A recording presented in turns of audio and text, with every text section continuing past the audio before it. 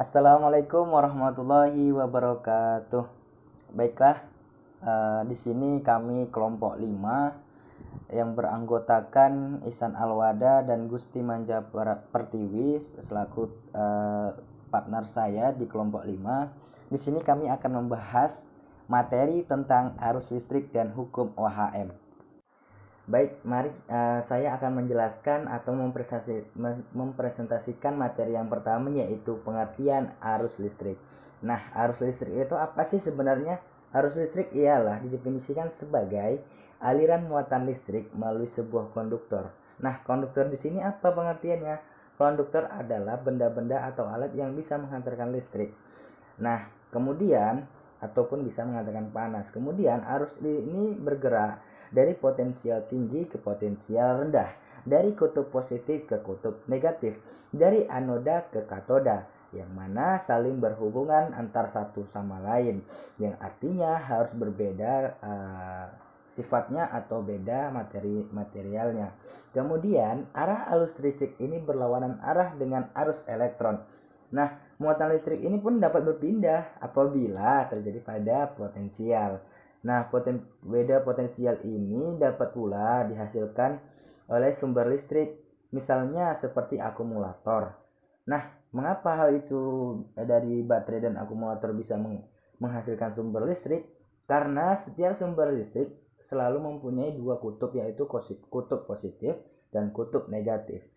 Karena kita pernah melihat pada baterai atau pada batu aki, biasanya di situ terdapat lambang yang berbentuk kutub positif atau tanda plus dan kutub negatif sebagai tanda minusnya. Dan itu sering kita jumpai. Kemudian arus listrik ini adalah banyaknya muatan listrik yang mengalir dari suatu titik yang berpotensial tinggi ke titik yang berpotensial rendah dalam waktu 1 detik, yang artinya ini berlangsung secara cepat apabila arus listrik yang berkontraksi. Kemudian peristiwa mengalirnya arus listrik disebabkan karena adanya elektron yang bergerak. Arus listrik juga dapat diartikan sebagai besarnya tegangan dibagi besarnya resistensi. Nah, definisi arus listrik secara searah dan sederhananya dapat pula kita artikan bahwa arus listrik mengalir secara searah atau direct, sehingga pada rangkaian ini ditentukan adanya kutub positif dan kutub negatif. Nah, arus listrik akan mengalir dari kutub positif ke kutub negatif, sedangkan pada arus listrik bolak-balik akan mengalir secara bolak-balik karena disebabkan perubahan polaritas dan tegangan. Kemudian pada pengertian poin selanjutnya, yaitu ada pengertian OHM dan hambatan listrik. Apa sih pengertian OHM itu sebenarnya? Nah, pengertian OHM di sini adalah suatu pernyataan yang menyebutkan bahwa arus listrik yang mengalir pada suatu kawat konduktor sebanding dengan beda potensial yang diberikan pada ujung-ujungnya. Yang artinya arus listrik ini bisa mengalir apabila ada penghubungnya, yaitu kawat atau besi atau tembaga itu sebagai penghubungnya. Nah, kemudian semakin bisa juga diartikan semakin besar beda potensialnya, maka semakin besar pula arus yang mengalir kepada bendanya.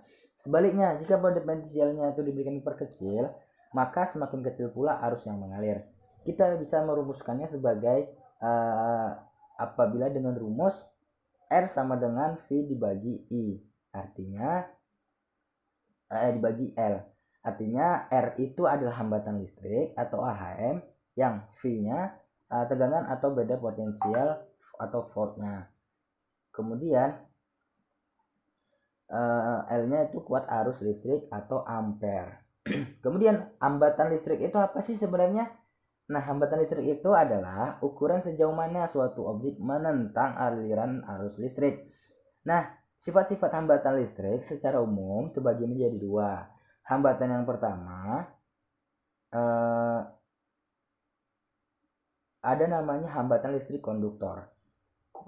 Konduktor itu apa sih sebenarnya? Nah, kuat arus listrik akan semakin kecil ketika melalui konduktor yang luas. Penampungnya kecil, hambatan jenisnya besar dan panjang.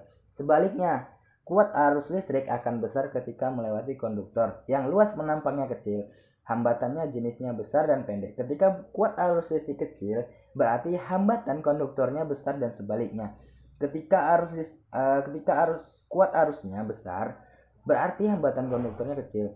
Secara matematis, hambatan listrik sebuah konduktor dapat dirumuskan dengan rumus R P dikali L per A. Materi selanjutnya akan disampaikan oleh teman saya yang bernama Saudari Gusti Manja Pertiwi. Kepadanya disilahkan. Assalamualaikum warahmatullahi wabarakatuh. Saya Gusti Manja Pertiwi. Di sini saya akan menjelaskan materi kami yang ketiga, yaitu rangkaian listrik arus searah. Nah, arus listrik searah adalah aliran elektron dari suatu titik yang energi potensialnya tinggi ke titik yang potensialnya lebih rendah. Arus searah dulu dianggap sebagai arus positif yang mengalir dari ujung positif sumber arus listrik ke ujung negatifnya. Pengamatan-pengamatan yang lebih baru menemukan bahwa sebenarnya arus searah merupakan arus negatif atau elektron yang mengalir dari kutub negatif ke kutub positif. Nah, aliran elektron ini menyebabkan terjadinya lubang-lubang bermuatan positif yang tampak mengalir dari kutub positif ke kutub negatif. Nah, contoh dari penggunaan listrik arus searah ini yaitu penyaluran tenaga listrik komersil yang pertama dibuat oleh Thomson Alva Edison di akhir abad ke-19. Dengan menggunakan listrik arus searah, generator komersial yang pertama di dunia juga menggunakan listrik arus searah ini. Nah, pada saat ini, perkembangan teknologi elektronika saat ini, listrik arus searah atau DC dapat dihasilkan dengan cara merubah arus bolak-balik atau AC menjadi arus searah atau DC dengan menggunakan suatu alat yang disebut power supply atau adaptor.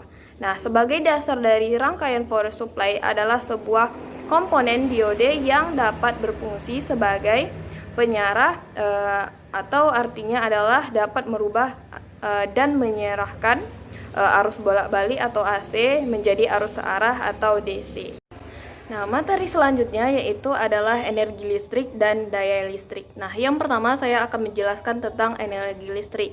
Nah, energi listrik adalah energi utama yang dibutuhkan bagi perlaratan listrik atau energi yang tersimpan dalam arus listrik dengan suatu ampere atau dengan lambang A, dan tegangan listrik dengan satuan volt atau V, dengan ketentuan kebutuhan konsumsi daya listrik dengan satuan watt untuk menggerakkan motor, lampu penerangan, memanaskan, mendinginkan, atau untuk menggerakkan kembali suatu peralatan mekanik untuk menghasilkan bentuk energi yang lain.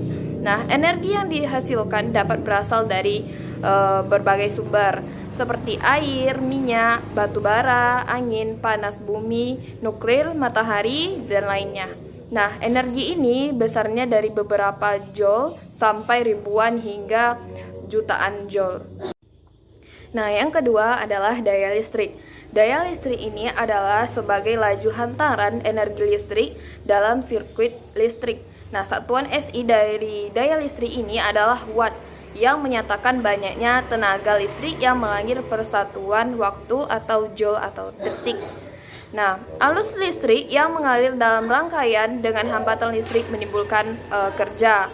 Pengganti mengkonversi kerja ini ke dalam berbagai bentuk yang berguna seperti panas atau seperti pada pemanas listrik, dan cahaya, energi kinetik, dan suara. Nah, listrik dapat diperoleh dari pembangkit listrik atau penyimpan energi seperti baterai. Oke, materi yang terakhir yaitu tegangan AC dan DC. Nah, yang pertama ada pengertian arus listrik AC. Arus listrik AC atau alternating current merupakan listrik yang besarnya dan arah arusnya selalu berubah-ubah dan bolak-balik. Nah, arus listrik AC ini akan membentuk suatu gelombang yang dinamakan sebagai gelombang sinus atau lebih lengkapnya sinusoida. Nah, di Indonesia sendiri listrik bolak-balik atau AC ini dipelihara dan berada di bawah naungan PLN. Indonesia menerapkan listrik bolak-balik dengan frekuensi 50 Hz. Tegangan standar yang diterapkan di Indonesia untuk listrik bolak-balik satu fasa adalah 220 volt. Nah, tegangan dan frekuensi ini terdapat pada rumah Anda, kecuali jika Anda tidak berlangganan listrik PLN. Yang kedua ada pengertian arus listrik DC. Nah, arus listrik DC atau direct current merupakan arus listrik searah.